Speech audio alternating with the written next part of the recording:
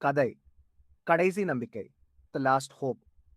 இனிட லேட் சட் அட் டோர்ஸ் ஆர்ஸ். கதையின் தொடக்கம் மதுரையில் வசிக்கும் அனீஷ் ஒரு தனியார் நிறுவனத்தில் வேலை செய்யும் ஆளுமை மிகு இளைஞன். வேலை காரணமாக அவனுக்கு அன்றாடம் இரவுகளில் வீடு திரும்புவது ஒரு சாதாரண விஷயமாகிவிட்டது. ஆனால் ஒரு நாள் இரவு அலுவலகத்தை முடித்து வீட்டுக்கு செல்லும்போது அவன் வாழ்க்கை முழுமையாக மாறிவிடும் என்று எதிர்பார்க்கவில்லை. மர்மமான ஒரு அழைப்பு அந்த இரவு. அனீஷின் மொபைலில் ஓர் அந்நிய எண்ணிலிருந்து அழைப்பு வந்தது. அதில் ஓர் ஆண் குரல், "இண்டி, உன் உயிருக்கு ஆபத்து. உடனே வீட்டை விட்டு வெளியேறு" என்று கூறியது. அவனுக்கு சிரிப்பு வந்தது. யார் இந்த கேலிக்காரன் என்று நினைத்தான். ஆனால் அந்த குரல் மீண்டும் கேட்டது. இது எதுவும் சிரிப்புக்குரியதல்ல. நம்பு, உன் வீட்டில் ஒரு மர்மம் உள்ளது. அதிலிருந்து தப்பி ஓடு. அனீஷின் சந்தேகம் அவனை திகைக்க வைத்தது. அந்த குரல் அவன் வீட்டின் உள்ளமையையும் வாழ்க்கைச் சூழலையும் மிகச்சரியாக விவரித்தது.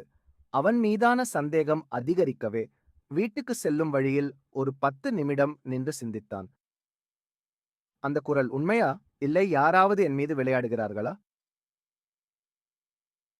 மனதில் ஒரு தைரியம். தைரியமாக அவன் வீட்டிற்குள் நுழைந்தான். வீட்டில் ஒவ்வொரு மூலையும் அமைதியாக இருந்தது. உன் வீட்டின் மேல் மாடியில் ஒரு பெட்டி இருக்கிறது. அதை திறந்தால் உன் சாவு நிச்சயம். பெட்டியின் மர்மம். அனீஷின் வீட்டின் மேல் மாடியில் ஒரு பழைய பெட்டி இருக்கிறதையே அவன் மறந்துவிட்டான். அங்கே ஏன் அதை வைத்திருந்தது என்ற நினைவு கூட அவனுக்கு இல்லை. ஆனால் யாரோ அவனது மனதில் ஒரு மர்மமான பயம் விதைத்தது. பேசாமல் அவன் மாடி ஏறினான். பெட்டி அங்கே இருந்தது. அதில் தங்க வண்ணத்தில் பச்சை நிறத்துடன் ஒரு பூச்சு போடப்பட்டது. அது ஒரு பண்டைய பெட்டி போல தோன்றியது. அதன் உள்ளே என்ன இருந்தது? அவள் நெருங்கும் போது ஒரு காற்றின் விசித்திரமான சப்தம் கேட்டது. அசரீர குரல்கள் போல. பேசாமல் தனது முழு தைரியத்துடன் பெட்டியை திறந்தான். அதில் இருந்தது ஒரு பழைய நாணய குவியல். அதை நெருங்கியதில் ஒரு விரைவான காற்று வெடித்தது. அந்த நாணயங்கள் ஒரு பண்டைய சபதத்துடன் தொடர்புடையவை என்று குரல் விளக்கினது. இதுவே உன் பிரச்சனையின் மூல காரணம்.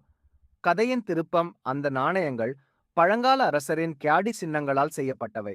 அந்த சின்னங்களை தொடுவது உயிருக்கு ஆபத்து என்ற பழைய சாபம் இருந்தது. அதற்கு எதிராக எதுவும் செய்யாமல் வீட்டை துரிதமாக விட்டு வெளியேற அறிவுறுத்தப்பட்டது. முடிவின் மர்மம். அந்த இரவு அனீஷ் தனது நண்பரின் வீட்டில் தங்கி மறுநாள் போலீசர்களிடம் புகார் செய்தான். ஆனால் அவர்கள் பேட்டியிலும் வீடும் சோதித்தபோது எதுவும் சந்தேகமளிக்கவில்லை. அந்த பெட்டி ஆவியுடன் இருந்ததா அல்லது உண்மையான சோதனையா? அனீஷின் வாழ்க்கை மேலும் மாறியது. நம் வாழ்க்கை எப்போதும் ஒரு மர்மத்தால் சூழப்பட்டுள்ளது. சில சாபங்கள் நம்பிக்கையை எரிய வைக்கிறது என்ற உண்மை அவனது மனதில் பதிந்தது. இந்த கதை தொடரும். அல்லது இதனை விரிவாக அப்டேட் செய்யலாம்.